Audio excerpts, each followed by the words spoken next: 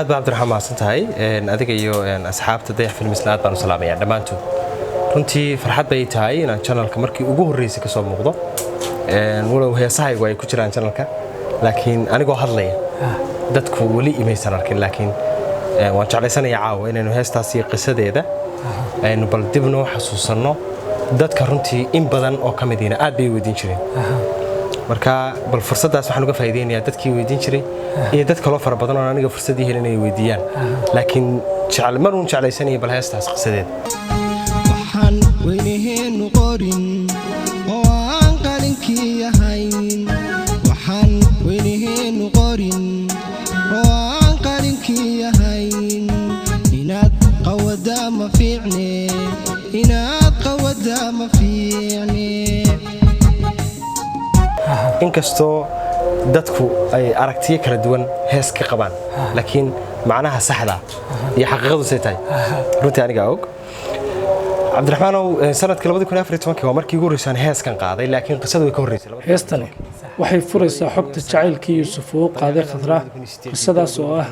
mid dareen leh waxay bilaabantay sanadkii 2009 markii bilowga ahaa waxaana xaaja ku filan magaca ku jira ee Khadra waa gabadh aan markii hore classmate ahayn classmate waxa la yiraahdaa dadka isku classka xilliga waxbarashada marka xilliga high school baan ku jirnay Khadra waxaan isku baranay dugsiga Faarax Omar ee magaalada Hargeysa sanadii 2007 baan isbaranay laakiin xiriir wadaag waxaan noqonay sanadkii 2008 oo markaas sii dhamaanay runtii Khadra waxaan dhaxmalay xiriir aad u wanaagsan oo jacayl walow xilliga aan dhalinyaraha aan yaraa marka xataa dhan laga fiiriyo aan tahli karin xilliga inaan guursado inay xaaskayga noqoto laakiin dareenku waqti ma laha daa ma yaqaano oo dareemi karaysa runtii Khadra waa qofkii ugu horeeyay aan xiriir la sameeyo ama haweenka baan kala sheekaysto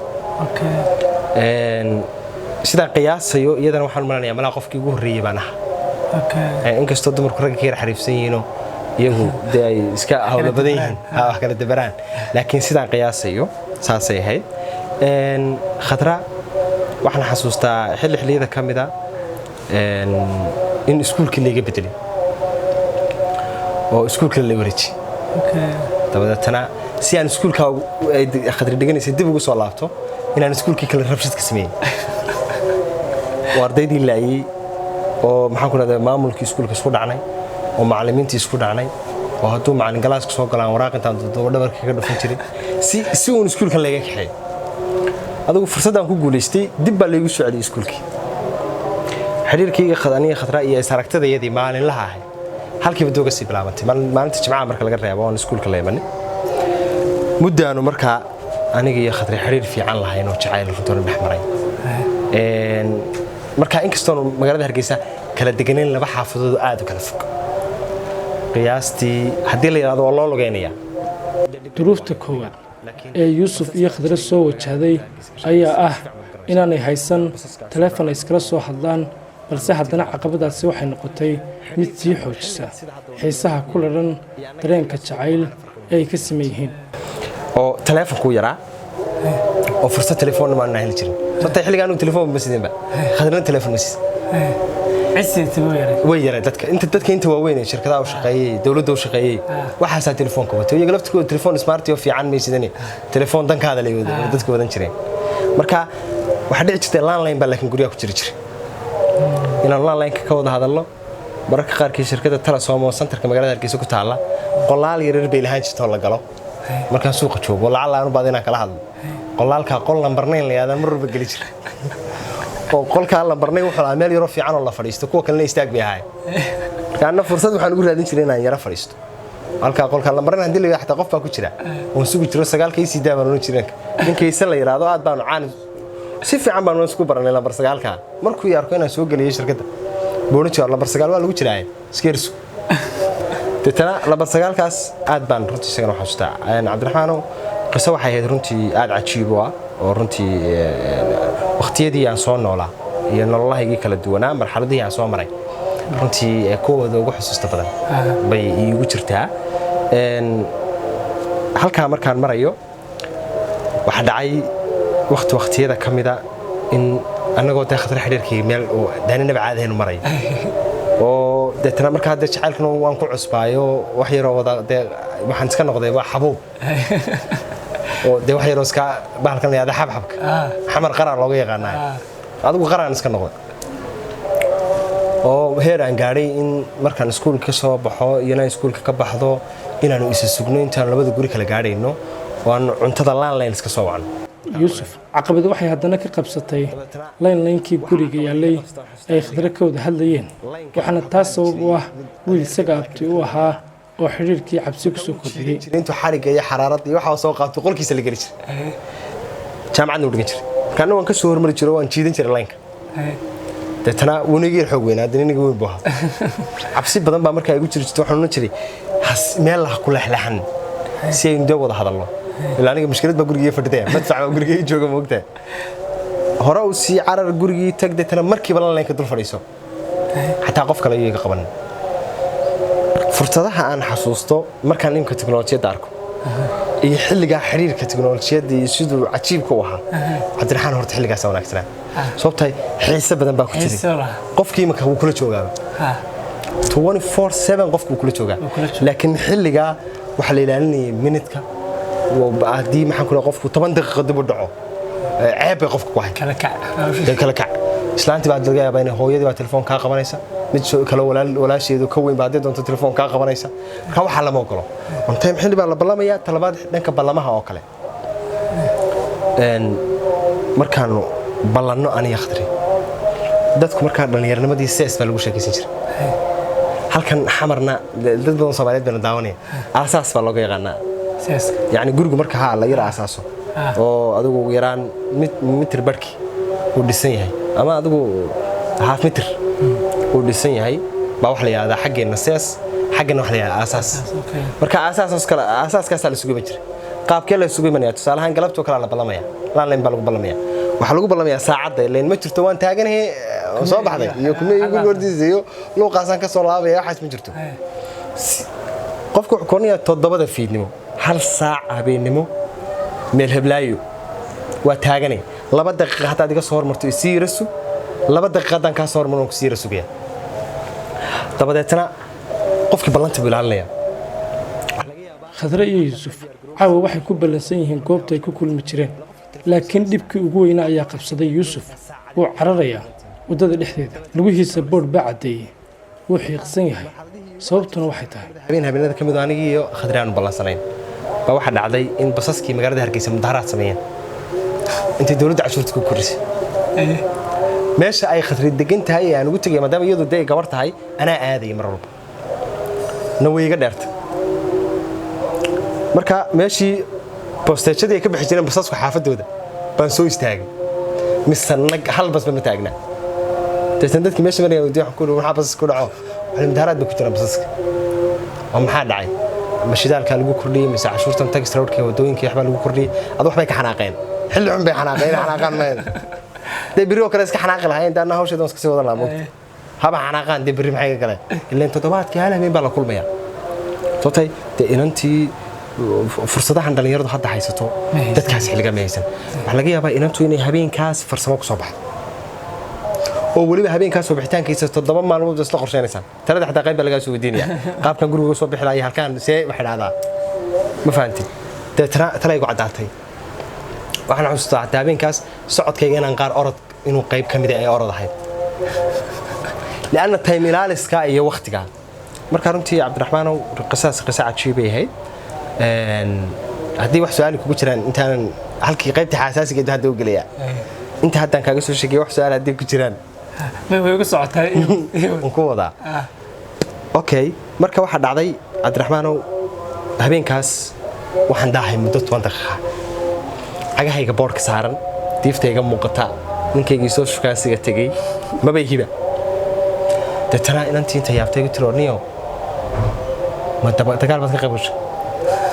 kasaan ku uri ma dagaalka baan ka qaybgalnay waxaan la balamin maalinta ay basasku xayraansan yihiin dawladdu wuxuu isku kacsan yihiin waa xilli habeen ah yuusuf waxa soo wacday khadra waxaanay ka codsatay inuu si degdeg ah ugu yimaado isla hadda xaalad dhinaceeda ka soo kordhay awgeed yuusuf wuu aqbalay codsiga khadra gurigiina wuu ka soo baxay laakiin ma haysto lacagtii uu baska ugu raaci lahaa isagu aad buu u warwarsan yahay waxaanu sameeyey sanadkii 2009 bishii 7 26 bay habeenada kamid ah line-kayga soo wacday dadna waxa ku jira arrin xasaasi ah jira waxaan rabaa wax kasta ku qaato hadaa doonto baa la soo yeelo waana sargna caaw habeenimo iyo ballanka wax la sii bilaabay jiray gelinka hore marka caaw la sarkay ama hawlo jirto laakiin ballan habeenimo maba suurta geli kartaba adigu waxa dhacay waxaan ku urimaa wax hadee marka xaalad adag baa jirta waan naxay walwal bay galay dadna waxa ugu tirmay iloobayla muhiimadu weyn waxa weeye inaad ii timaado dabeetana ninaan saaxiibanahay oo imika jooga Austria wadanka la yiraahdo ana aadalka uga salaamay caato baa waxaan ku soo maray meel la yiraahdo Shaashiil oo bartaka magaalada Hargeysa ku taal ka maqaayad shaah fiican sameeyso shaah fiican laga cabo aniguna xagga shaahaad baan ugu wanaagsanay marka la kaabin ka shaah cabisi waxa ma socdo hawl kale ay haysta biyaan xataa cabeen dadna ninkan waxaan ku oriyeen ni waxaan rabaa taa kaaga daran wax lacag ma haysto wax aan bas ku raaco ma haysto soo xilliga arday baana baаш dadku yara qariyaan oo khataradiin bas gaar dhigaan laakiin xilliga ardaynimada ahayd oo hatta lacagtan qaadan jiray digil ka raastaa isticmaalay laasmaan lahayn mushkilada soo dhacaysa caawe tan moodi oo si saaf karaysan laabee dadna ninkaasani waxaan ku runiyo hawshaas jirta xaalad adag bay haysataa yaani dadku xilliga dhanka jacaylka si hatta isaga caawin jireen baayiduna qaab cajiib ahayd niyo la hawlgal dhanka dhaqaalaha oo markaa u baahnay dadna wuxuu yiri waa si wanaagsan 8,000 oo shilin buu dhiib wixii Soomaaliland waa khatar 16 jeer 18 jeer bas ku raaci kartaa adigu dhan walba dabeetana lacagta waan ka qaatay waan baxay laba bas bay iga buuxsamay waxa la habeenimo dadku way si kala caraabayaan xaafadoodii baa loo kala socdaa xiriir fara badan baa baska ka jira laba bas bay iga buuxsamay baskii saddexaad baan helay waan xoogay waliba dad baan ka dhex baxay albaabka sii galiyay nam on galay kasaan fadhiistay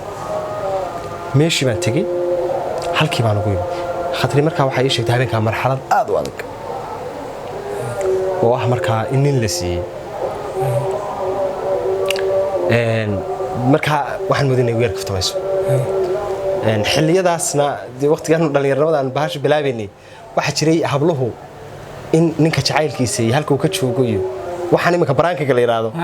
baraankiga xilligaasi wuxuu ahaa bal ninka halka uu ka joogo inaad tijaabiso dadna nin baa leesiyo reerkaan in la raba baraankeeda xilligaas oo bilaa muuqaalada laakiin haduu ilaahay moobilaan haysan xilligaa dadna ku yar qosla waxaan ku ridanaga yardaa wax marka anigu inanta sidaan u jeclahay ninba inuu adduunka ku nooliyay oo haysto inantan soo agmari karo soo dooni kara dadna waxa uu tiri wallahi arrin kaftan maaha waa xaqiiqa halkii ugu dambaysan kala hadleen wixii kaftana meesha halka naga dhig hay arrinkii bay iga warantay waxa ay sheegtay in reerkoodii ay siiyeen in Mareykanka jooga ka khadra habaryarteed baa waxa deganeed Mareykanka Minneapolis magaalada deganeed sameeyay maasas inay magaalada ahayd baan jeclahay inkastoo hadda waqti badan ka soo wareegay markaan inay daris yihiin oo ay habaryarteed aad isugu fiican yihiin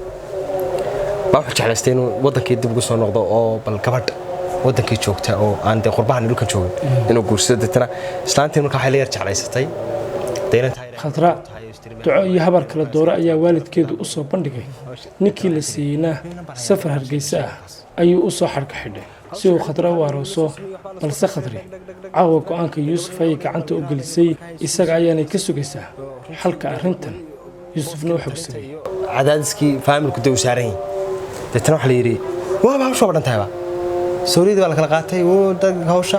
habarteed baa soo inantii duco iyo habaar baa loo soo dhigay dabeetana markaa waxa ku tuni arrinka halkaas soo maraya arrinka la galama tashan oo reeri ninkiina uu weemanayaaba uu soo socdaayo halkan buu soo socdaa okay markaa aniga talay ku cadaatay warbahaarkii markii hore aan ku imiday ee basaska ku waayay ee labadu iga buuxsameen ee aan soo magarays mid xoog ku galay waxaasoo dhan waxay iga darneyd marxaladii markii dambe aan inantii kala kulmay iyo sidii ay qisada iyo hawshii dhacday intaasoo dhan bay iga soo sheekaysay marka waxay igu tirnii waxaan rabaa arrinkaas si walba ood ku joojin karto inaad joojiso xataa hadday suurtagelaysa inaynu isla cararno dabeetana waxaan ku wuri winku waa xilli habeenimaa qorshaha iyo dee taladan iguma jirin marxaladda noocan imanayso gurigiinnii tag iska laabo anna waan laabanayaa habeen dambe caawaan maskaxda tuujinayaa waan fikirayaa habeen dambe aan war kuula imanaya warka aan habeen dambe kuula imaado baynu qaadanaynaa yuusuf xaaladda adag ee khadri la wadaagtay darteed ayuu isla goobta ugu ilmeeyey soo laabay isagoo yuusufkii hore aan ahayn murugaysan warwarsan qolkiisii ayuu yimi cashadii halkii ayay taallaa oo afba muu saarin waxa uu galay inuu arrintan ka fikiro kadibna uu gaadho go'aanka habeen dambe laga sugayo habeenkii adigu xooga yaro oo ihinaya adigu wax meesha ka dhace yar qalbi yar xanuun ka yara dhace dadna anoo yar madluubsan oo sidii markii aan basaska jiiriyay dadka ka dhexbaayay aan ahayn oo qaabka duwan baan dib u soo laabtay gurigii baan imiday qol baan ka deganaa oo anigu aan halkaasaan iska hawsheeda ku wadan jiro dee wax buwaagteedii akhriskeedii qolkaa ciidanay lama joogto ilama deganaa halkayga waan iska soo galay habeenkaa runtii fursad cashalaana bay ku dhacdo cusho baan cunin waan xasuustaa halkii baan keligay sheekaystay waxaan markaa qiimeeyey inuu lacalla haddaad iminka inanta la baxsato weli waqtigii aad faamilkaaga gacantiisa ku jirtay baad joogtaa ma shaqaysan maxaan ku dhahdaay beritoole intan xaaladdu way kasii weynaanaysaa lacalla xataa haddii faamilku yidhahdaan bal inanka hawshii dawinka la carar gabadhiibe dhacdaybe bal hawshiisaan iska gala dah loo guuriyo noloshii aad u baahnayd inay kugula noolaato khadri ee aad ku hamiyeysay markaad wax barato shaqaysato kugulama noolaan karto jacaylkii bosishonkii wuu ku jiraa laakiin waqtigan ma awoodid noloshii khadri yuusuf ugu dambeyn go'aan kale oo qaraar qaaday khadre u tag una sheeg arrinkan adag ee uu qaatay way la yaabtay wayna ka diiday balse isagoo garab ka helaya iyada saaxiibadeed ugu dambeyn khadri qaadatay go'aanka yuusuf xaalkuna waxuu yahay maxaad hawl qorshaysa waxaan kuli wixii aan hayay waan kuula imanayaa beliya baas waxay doonaa aadaabe waa kuula imanayaa marka maalintii habeennimadkii markaan dee gabadhii ka yimi maan cashaynin subaxii quraacdii in yar baan adigu yar cuncunay aduu waxa dhacday qadadii xataa sidii dee wanaagsaneed aan wax u cuni jiray umaan cunin waxaan kuli caawaan ku imanaya adigu calaa kulli xaal innagoo dee wada joognaan sheekaysanno hawshaas aan meel tadhigno okay fiidkii baanu isu nimidnay salaada maqrib markii laga soo baxay kabacdi intii cishaagii maqrib u dhaxaysay baanu isu nimi waxaan runtii aad iyo noo xasuustaa gabadha ilmaaftii ahaayeenoo aad u wanaagsanayd boqolkiiba boqol oo la yidhaahdo hinda gabadhaas iyadana runtii kolley dadka barnaamijka daawan doonta ka mid tahay aad baan u salaamayaa hindaanu markaa gurigeeda habeenka tagay hawshii dee marxaladdii intii seeska lagu sheekaysanayay way dhaaftay ma fahanta nin odayoo beri dhutaan daawanayo xildhibaana wuxuu yidhi baashii intii aad taqaaneen way dhaaftay marka intii aanu isla naqaanay aniga khadriya hawshaydii iyo seeskayga yaraa way dhaaftay xilligaasoo guri baanu aadnay gurigii baanu tagnay inantii laftirkeeda talooyin fiican bayna siisay meeshii arrinka nala qorshaysay gurigeeda nagu soo dhaweysay waxaanu isla qaadan kari weynay go'aankayga ahaa xalay in gabadhaas aan idhaahdo ninkaas la noolow hawshaa faamilkaaga mar hadday ay iyagu qaateen go'aanka aabbiyo hooyaha ka hormarin hawsha wada inanta laftirkeeda markii dambe hindi way igula qancisay waxay ku tiri khadre waa sax arrinkan yusmeel wanaagsan buu ka galay hawshaasaas ha lagu galo waa xaqiiqa wasjeceshiin xaaladdiina anaha og ma fahanti marka waxaa jiray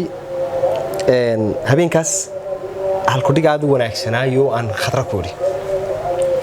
oo ahaa khadra anigana qalbigayga ku noolow ninkaana gurigiisa ku noolow yuusuf mar kale waxa uu qaatay go'aan naftiisa xanuunka ku sii siyaadinaya waxa uu khadre ka codsaday in arrinka guurka iyada iyo wiilka uu ka shaqeeyo waxa la isbaray yuusuf iyo ninka jacaylkiisii la dadabgelaya waxaana dhacday haddana caqabadan kale ee yuusuf dhibaatada ku noqotay oga sabab dhiga midba qaarad geeyo qasab waalidka rarray qaama reerka haystana xiisihii ku qaadhiyo wixii aanu soo ururin qastigood baaqsan waxaanu ururinay oo dhan aniga khadra eber marka abwaankaasi qareen buu jacaylkayga ka noqday wuxuu yiri waxa sadooqa qoostii ugu wacan qasaaraha qaynuun jacaylkii kalgacayl qadarintii u qareena baa maqan dunidan intii qaynuun la sameeyay xeerka badaha caalamiga xeerka xuduudaha caalamiga xeerka dambiyada xeerka waxa intii la sameeyay qaynuun ba looma sameeynin ba jacaylka marka qaynuun jacaylkii kalgacayl qadarintii war cidii waxaan qadarin lahayd imka qarmadooda marka wadan lagu xad gudbo xiraada ka daayo wadankaas uma qalbasaas cidii marka laba qof oo isjecel cid hadii marka Mareykan oo kale qofka ka soo xad gudbo ama Yurub oran lahayd war ka daaya labadan qof baa isjecel de qofkan waa dheeraad hal la qabto baa maqan marka qareenba jacaylku ma laha qaynuun jacaylkii kalgacayl qadarintii u qareena baa maqan marka inantii habeenkii anagoo xaaladaydu aanay xaalad wanaagsanayn waxaanu isku qancinay oo waliba khatar ku qancin anigii hindi ila qabatayna inay khatri hawshan familka yeesho xanuun kasta ay leedahay aday kasto ku jira si kasto aanay u liqi karin inay arrinka duuduub isku dhaafiso hawsha familka marka midna waan ka yiri fikiriyay xilligaas oo marka laga yimaado inaan anigu xilliga tahli karin inaan khatra aan la cararo oo anigu aan guursado oo runtii noloshii aan rabay waxyaalaha aan ugu noolaan karin mid kale waan ka fikirayay khatri hadaan fursad nolosheedii iyo jacaylkeedu helin khatri yeesan waayin fursad nololeed oo fiican ay ku noolaato oo waqtiyada qaarkood waxaan ku hamiyi jiray markaan aniga khatri jaamacad ka soo baxno oo aan baadhka ugu horeeyay diyaarino 2 sano shaqayno oo qorshayaasha jacayl aan dhigan jirnay waxa kamid ahayd inaan labadeed wax wada barano markaan wax barano ka bacdi aan wada shaqayno labadeed oo si aan noloshaydu nolol isku filan noqoto khatrina ay runtii qof shaqeeyo oo aqoon loo wax baratay noqoto ana qof aqoon loo wax bartay inaan noqono maadaama waxa soo dhanba aan la gaarin oo xaaladii qaafilsamada ka yimiday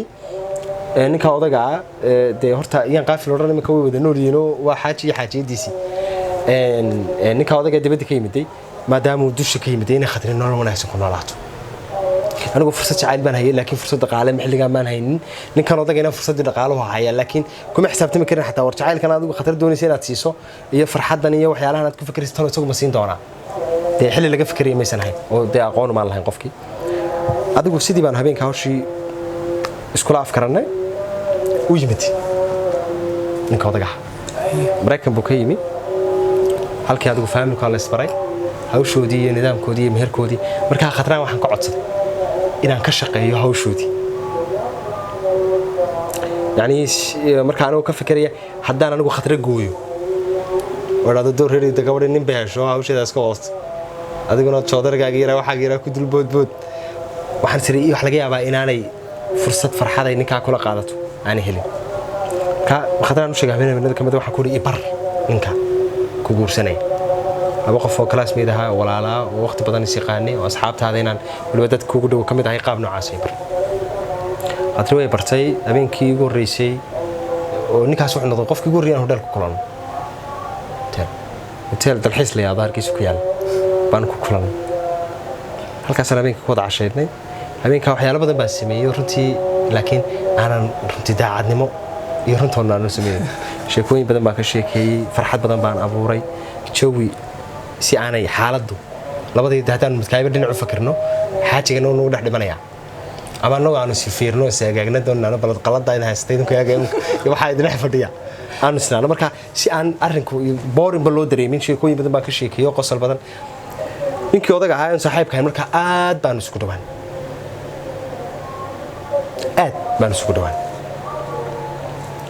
saaxiib dhow baan noqonay mar walba waanu isla socon jirnay daqiiqad walbana wuxuu noqday qof igu xiran oo yiraahda doon Yusuf hala keeno taasaa wax walba iga sidarnay barashadii anigu aan raadiyay waxay igu noqotay qoon boog marba saa loo xoqayo aniga la damqaynayo ma noqotay marka adigu muddo halka magaalada Hargeysa aan ninkii odaga ahaa iyo aniga Khatri wada joognay Khatri iyadoo marwo nin kale ah ay Hargeysa ka tagayso tigirka diyaaradda ay raacayso iyadii odageedu Yusuf ayaa u soo gooyay waan u xasuustaa diyaaradii markaas ay Khatri raacday xaalkuna waxa uu maraya markii dambe magaalada Muqdisho soo dhoofeen maalintii u dambeysay soo dhoofiyeen ana tigidkoodii soo jaray diyaaradda African Airways leeyahay ka soo jaray oo biina ku taala street highway-ga magaalada Hargeysa way baxeen airport-ka keenay saasay magaalada Muqdisho soo dhoofeen muddaa ka soo wareegtay muddo 3 bilood ay igu qaadatay runtii inaan xaalad iska yara adag oo dismorala oo aan asxaabtii iyo wixii iyo dadkii iyo dadkuna nin kaftan badan oo sheeka badan oo waxba igu yaqaaneen marka tiimkii aan wax wada baranaynay iyo asxaabtii aan meelaha kafteeriyada isugu iman jirnay iyo waxyaalaha soo dhamay xaaladeedii way yara fahmi waayeen marka laga reebo ninka odagaan kuu sheegay saaxiibkay istircaad ee jooga istri degan marka laga reebo asxaabtii kale dhan way fahmi waayeen laakiin isugu dan xaaladeeda iyo nidaamkayga la socday waa saaxiib ii dhuubu ahaa niyo kale isna Cabdishakuur la yiraahdo marka isugu isku xaafadaan ahayn laakiin saaxiibtinimadayda banaanka iyo suuqa iyo saaxiibka ma ahayn laakiin isku xaafad baan deganeyn diris baan ahayn jaaris ka soo horjeeda isagana isla fikirka saxmanay imkan Jarmalka joogo madoob baa loo jirin ninkaas odaga adigu muddo igu qaadatay marxaladii 3 bilood ku dhawaad adigu markii dambe waan haniyay Yusuf qalbiga ka saar khadra oo nolosheeda qoys u hanee ku dhawaad 5 sano ayaa ka soo wareegtay markii uu dhacay guurka khadra iyo Yusuf kala fogeeyay Yusuf markan waxa uu ku jiraa tartan fanaanimadiisa ku saabsan waa habeen dariiqa ayuu soconaya waxa uu xiiftanayaa mid ka mid ah heesaha ugu adag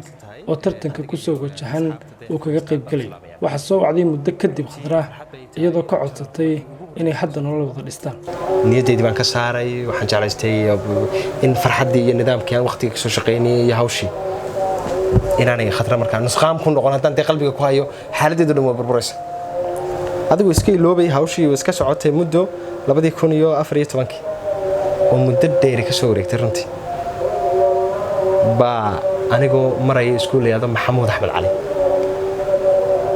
oo high school dugsi hoose dhexe ahaa ma high school baha iyo dugsi hoose dhexe labadaba dhinaciisa anigoo maray markaa tartankii Hon Cable TV baan ka qayb galay wareegga labaad baan shalay oo kale ka soo baxay wareegga saddexaad bay sugay markaan isu diyaarinay ba telefoon Muqdisho soo wacay dabadeetana waxaan isweydiiyey muligeena nolosheeda Muqdisho lambar ima soo wacay waxa waa dibadda lambarkan waan qabtay هلا السلام عليكم وعليكم السلام سو يوسف حبرما كسان كلها والله في عندها الحمد لله ني بالعود كيغا اسكو ديناد قراتو لا اني مال طريقه سلام كل ما قران كرايو وانا خليها بينما وقف ما وخطري igu jiri wax ku khatrooyin badan baan aqaanaa maxay ahayd khatradaas dadna waxa igu jiriyeen إكرابلس مسكحة غير وريج وعكون مو وريج كرا صتاي هيس في سوق يصير ليرادو بيرد العشاء قرامي عاد وهذا قوم وريج استعادة ترتكي قيب كلي مركا أنت طريقة تعمريتي وحنا نسكلش كيسني وحرمينا ترتكي نقول استأوار قاتو هؤلاء كتير تحكون والله سكستان سو مشغولين ما دام كوسو تريم ما بلايا أما ما قعدوا استحن نكستان كان هالكن ما قعدوا استحنا كحصو تتنو إيش تحكوا تروح بلايا هبل aad baa la yaabay noqdo marka wax lambarkii aan markii hore moodid dibadda iyo iyadoo igu jiro heblaayadii iyo waxaan si markaa laga soo galay dabadeed waxaan ku wariyo si wanaagsan waxaan ku wal dariiq waan socdaa fursad ilaa 15 daqiiqo ka bacdiya igu soo celi hadaad heli karto gurigeyga markaan tago markaan socdo 15 daqiiqo ka bacdi bay gordib soo waan sheekaysanay magaalada joogtay markaa ay sheegtay مقدشو لما ما لقيت معها دبدا المودي ومن مركي كتقول ما تكني مقدشو عندكني اوكا دبدا تناد وعبار من قبل يسفريسناي marka su'aal aad u adag bay weydiisay runtii cabaran kan sheekaysan waqtiyadii iyo noloshii xaaladda iyo adigu magaalada Hargeysa iyo tiimka dhalinyarada aan asxaabta ahayn rag iyo dumar isku jiray waxyaalo markaan iska wararaysanay waxa ku jirniyo bal ka waran haday dhacdo inaan noloshaada dib ugu soo laabto waa su'aal aad u adag runtii jawaabteedu xataa aan ahayn wax markiiba laga jawaab karo marka waana markii ugu horreysay nolosheeda baan kasho naftayda de beenaha kale iska caadiga ee umada loo dhiibo iska caadi laakiin tay shakhsiyadeydan iyo naftayda waa markii ugu horreysay baan kasho waxaan ku waa sax oo fiican tahay nolosheeda inaad ku soo laabato ceeb ma arko xumaan ma arko sababtu tahay qof aan garanayo dhaqankeeda oo faamilkeedii garanayo oo shakhsiyadeedii aqaano aad u wanaagsan ixtiraam badan akhlaaq leh gabadh dawladii xagga diinta aad ugu wanaagsan intaas oo dhan qofku garanayaan qof maanta aad baranayso telefoonka soo wacday mii laakiin waxa wanaagsanaan lahayd maadaama in badan kala maqnayn daanigana inaad wadiiso bal nolosheedii maxay iga ka dambeeyay waxaan u sheegay inaan guursaday oo reer leeyahay oo garas been bayna ahayd xilligaa oo dee reer Puntland dabadeetana soo reebtay waa ka xumaayay oo inaan ku weydiiyay xaaladaada dee tan yar kaftana waxa ku yiri waxaad malaysaa inaad kaliya guursan karto anaga laftirkayga on iskala kicina adigu halkii baan ku kaftanay yuusuf mar haddii uu khadra been u sheegay waxaa dib ugu soo noqday dareenkii xanuunkiisa uu ka bogsaday xasuus dib ugu celinaysaa 2009 iyo dhacdooyinkii farxadda iyo murugada lahaa ayuu dib u galay waxa uu soo qaatay qalin iyo buug waxaanu qoray heestan sababta u noqotay ka sheekaynta qisadan marka dareenkii baa dib ugu soo laabtay habeenkii baan dadana heestan qoray khadra maadaama anigu naftaydii been ka sheegay oo waa guursaday waxaan heesta ku cabir marka dareenka heestaydii baan iska xafiday aan tartanka kaga qayb geli lahaa dabadeetana buug yar iyo qalin yar baan soo qaatay heestan baan qoray ereyadii baan bilaabay waxaan weyniheen qorin oo aan qalinkii ahayn inaad qawadaa ma fiicno qalcadaasaan ka bilaabay abadigoon qadray qalbiga xumaygu qaban haddaan qormo wacan yagleelay calafka qiimee walaal dhigaana jacayl la qaybso dhigaana jacayl la qaybso noloshu qasab maaha oo qiyaas lii kuma wacneen marnaba adigoon qadray qalbiga xumaygu qaban marnaba adigoon qadray qalbiga xumaygu qaban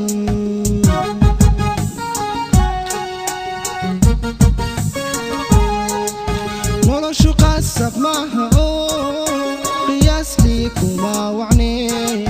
marnaba adigoon qadray qalbiga xumaygu qaban marnaba adigoon qadray qalbiga xumaygu qaban marka Cabdiraxmaanow yani in la wada noolaaday qasab ma laakiin waa quraan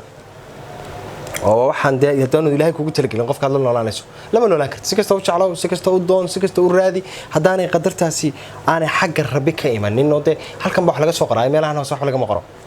halkan ficilaadun baa jira la sameeyay laakiin go'aanka ugu dambeeya halkan uu ka imanaya marka noloshu qasab ma aha oo qiyaas lii kuma wacnay waxaan iska qiyaas waxa qibla qiyaastiina macna ma sameeyaan aniga qadarida xiriir jacayl baan leeyahay waan wanaagsan xaaladdeedu okay bay ahayd bas isu raaco dabeetana dhag way wanaagsan laakiin ma aanan ogin qorshaha ka dambeeya in gabadha nin kala noolaan doonto xaaladdeedu ma garanaysa adigu waxa dhacday marka heestii baan habeenkii qoray khadra intii ka bacdi 2 jeer baan soo wada hadalnay sanadkii 2014 dabayaaqadiisii baan markaa heestii oo aan markaa muddo bilaa haystay baan laxankeedii wixii beddelay beedkii daba sameeyay habeenka beedkii dareenkii hawshii adigu waxba igu soo kacay qaras bay ilaadaan reer Muqdisho laakiin xagaana dacar baa looga yaqaan adigu waxba isku soo baxday xisaabo hore iyo waxbaan isku dhafsaday deetana beedkaas aan markaa habeenka ku joojiyay waxaan mar dad inantiina hees ugu sheegtay daafkana been uga sheegtay wadaan qormo wacan yagleelay calafka qiime walaal dhigaana jacayl la qabso marka iyadu dhig bay lahayd cid bay haysatay laakiin ninkan bilaa cid anu ah marka hore bilaa cid lagu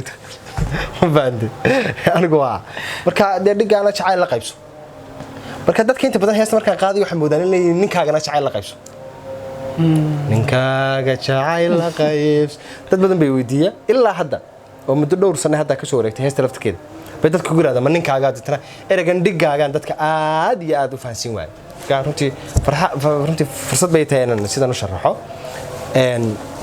beedkii labaad baan markaa sameeyay nin musician oo Cabdullaahi Saciid Muuse Cabdullaahi Doolin la yiraahdo isagana ahalka ugu salaamayno runtii saaxiib qaaliyan nahay oo heesta muusigeeda ii tumay baan heestan habeen u qaaday deetana waran heestan waa khatar bi igu waynu tunno markaasaan ku raaniyo dawaaba hal beed kaliyo beedkii labaad baan hayn bal beedka labaad aan ku daro kaasoo bartimaan dadana ku qoray aniga Cabdullaahi wada jiro hadidin qadarkii dhaco adoon isbaqoomayn hadidin qadarkii dhaco adoon isbaqoomayn quluubtaha badin xumaan quluubtaha badin xumaan mar hore qaladaad gashiyo qisana adigoon xasuusan naftaani ka quusatee qalbiga xumahaygu qaban marka dad badan waxay weydiiyeen hadiiba inantan marxaladeedaba adigu aad ninkan madaxa u gelisay oo aad adigu ku bushkarayso tiri xataa iyadoo heer kula taagneed waa balaan isla cararno oo isla baxsanno maxaa markii daba u tiri mar hore qaladaad gashiyo qisana adigoon xasuusan marka dadka qaabka intii daa saaxiibada dhoonahay aan caadiga iyo weydiiyaan u sharaxo waxa la dhadaa ma doonaynin haddaan anigu beer jileec samayn lahaa wax laga yaabaa waan isjecleen gabadhan waqti fiican baanu runtii oo dhallinyarnimaan soo qaadanay oon haysanay wax laga yaabaa inay gurigeedii soo dumiso dhici karta inay noloshii sidii farxaddii waxyaalahaan qorshaysanay oo dhan aanay u suurtoobin aniguna ma qiyaasi karin xilligaa dee meel kulama nooleen marka cadaadis walba oon ku saari karo gurigeeda iyo reerkeeda inay sii dhaqato qasab ahayd markaa inaan sameey marka halkaa kahoriba haddana iska soo gelayo haddaan qormo wacan yaga leelay calafka qiimo walaal dhigaana jecel la qaybso sidii baan heesta ku tunnay yuusuf waxa soo wacday mar kale khadraa waxa uu weydiiyey sababta ay u samayn weyday arrintan oo uu moodayey markii ay ninka guursanaysay inay samaynayso muddo ka bacdi bay mar kale khadri la soo hadashay oo igu tiri lambar kale oo markaa lambarkii aan ahayn bay iga soo wacday iyadana oon sheekaysanay ilmaheedii qayb ka mid aan la sheekaystay oo runtii aan bartay dad isku dhow haddana oo asxaaba baan aniyo noqonay khadri in badan oo ku bushkareeyay gurigeedii reerkeedii nidaamkeedii sii dhaqato marka su'aalaha inta ugu badan weydiiyay waxay ahayd nin waxa saaqtay khadri Mareykanka ka digaysaa oo wawlaheedii magala saaqaanteed iyadoo dadna hawaayo wax kale ay